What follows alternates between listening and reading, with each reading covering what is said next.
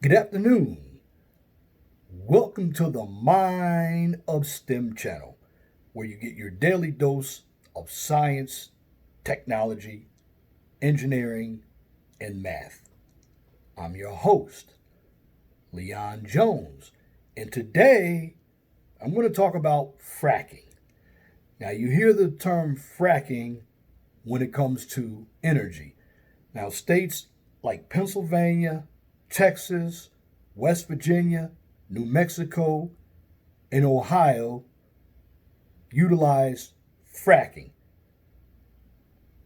But does anybody know what fracking really is?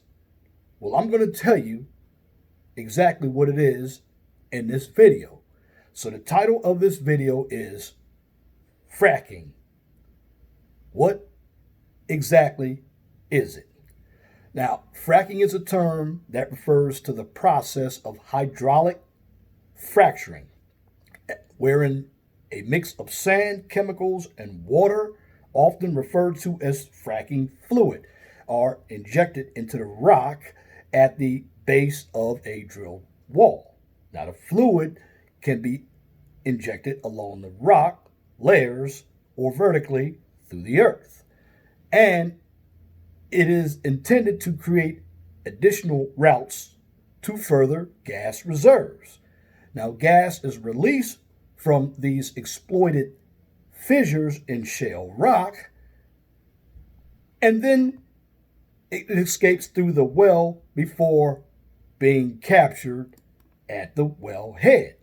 Now, with vertical drilling and fracking, the simplest but less common form of hydraulic fracking is a single drilling pad which creates a several thousand-meter deep hole and then it releases fracking fluid. Now, the fluid then exploits horizontal veins in the shale formation. Now, horizontal fracking involves a 90-degree turn at the bottom of the well before releasing the fracking fluid at multiple points along a horizontal pipe.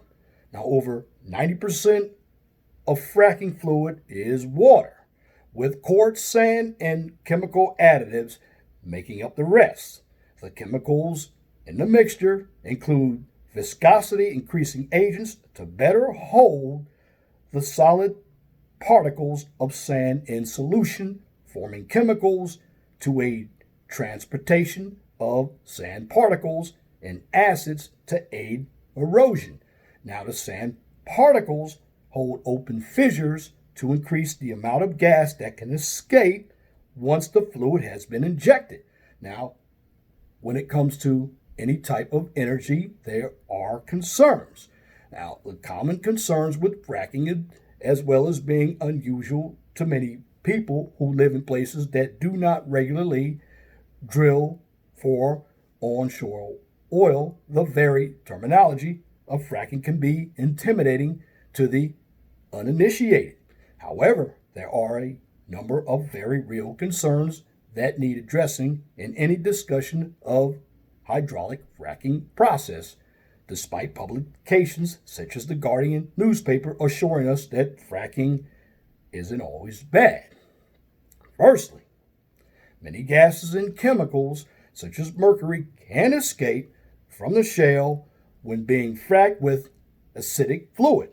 Methane, a potent greenhouse gas, is also released in vast amounts and is the main component of natural gas being drilled for. Secondly, a vast amount of water used during the fracking process, nearly 10 million gallons per well, all of which can become contaminated as it passes through thousands of meters of earth on its way to the hydrofrac zone. Now, the water can also erode the concrete at the top of the well and contaminate the groundwater from above. The third and most infamous problem of fracking is that of its seismic activity. Now, low magnitude tremors as a result of force changes to the balance of subsurface rock formations It is the issues that make fracking a frequent headline here in the US and in the UK. Now, fracking has been explored in the US and UK as a way to boost domestic natural gas production and reduce imports. However, more than 6,000 wells would be needed to reduce imports by 50%. Now, that's in the UK. It's doing okay here in the US because we have pipelines that are being built. Now, fracking, as we now understand it, and as the US is now using a fracking measure on a massive scale, is a relatively new phenomenon in the UK, but fracking has been occurring for decades. Now, nodding donkeys, getting some history for you, used to extract oil after a fracking process, and not an uncommon sight in the English Midlands, but these wells are nowhere near as deep as productive as those drilled in the US. Now, again, the wells that are in the English Midlands, they're nowhere as deep or as productive as those drilled in the United States or by companies such as Quadrilla, which is an energy company in the UK. Now, there are currently 2.15 wells on UK soil, and 200 of them have been fracked. But only England remains open for new fracking business, with bans effective in every other British nation. Now, the U.S. is a global leader in fracking, accounting for half of the U.S. output across over 300,000 wells. Now, significant shale and oil and gas reserves have been identified in Russia. Again, here in the U.S., we are the global leader when it comes to fracking. Going back to Russia, significant shale, oil, and reserves have been identified in Russia, China, and Argentina. All three nations have shown a willingness to embrace the process. Now, the Chinese government currently offers tax benefits and subsidies for fracking, but the numbers are not yet clear. Now, in Argentina, by contrast, there are over 150 wells in operation, with many hoping that a fracking boom may help relieve some of the country's financial pressures. Russia, despite overproducing in recent years, has now claimed to have invented a new fracking technology that can increase production sixfold. Now, like its European neighbors, France, Belgium, and Germany, the UK has always been wary of fracking, despite frequent operations in the North Sea fields during the 1970s. Since 1980, only around 200 onshore wells have been sunk. However, the first onshore shale wells were only produced in 2007. In 2011, Quadrilla Resources performed the first hydraulic fracking job in the UK, only to be indefinitely suspended within a year. Now, in 2018, Quadrilla received permission to recommence fracking operations in the UK, only to be continually beset by suspensions and pauses due to tremors above the 0.5 magnitude safety limit. Since its controversial suspension of activity in 2011, Lancashire-based Quadrilla has been synonymous with two things: fracking and earthquakes. Despite the almost constant negative press in Western Europe, the American case for fracking is far more balanced. Fracking in states such as North Dakota, which has experienced a population surge of over 80,000 because of opportunities in shale oil and gas, and then the resulting slump of 2014. Again, let me get that straight.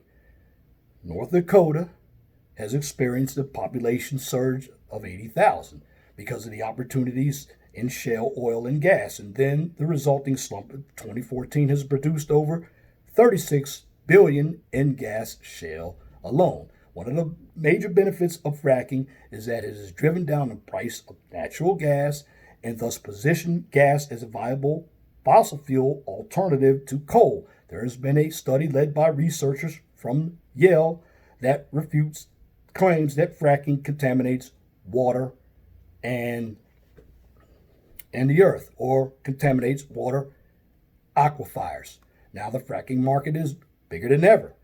Within the U.S. market alone, valued at just shy of $10 billion. The global market is now estimated to have exceeded $72 billion. The market for fracking fluids was valued at $26.68 billion in 2017 and is expected to reach over $80 billion in the next 6 years. However, with many exploration budgets exhausted and oil prices slumping, fracking may struggle to meet those figures as investors move to cheaper means of drilling wells.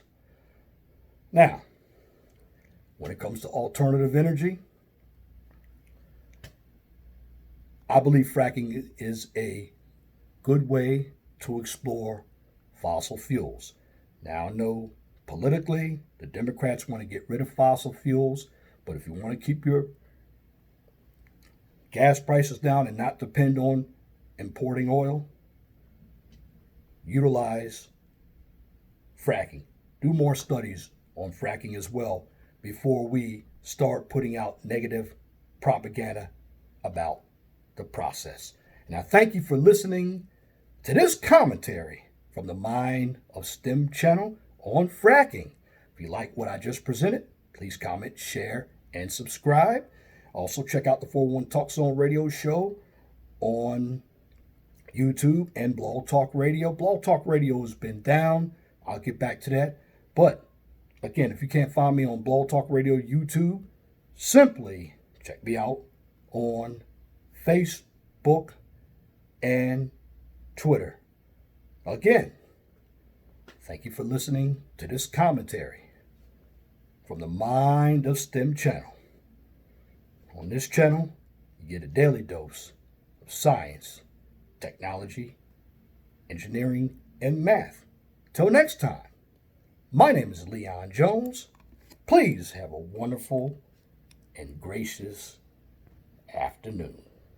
God bless you.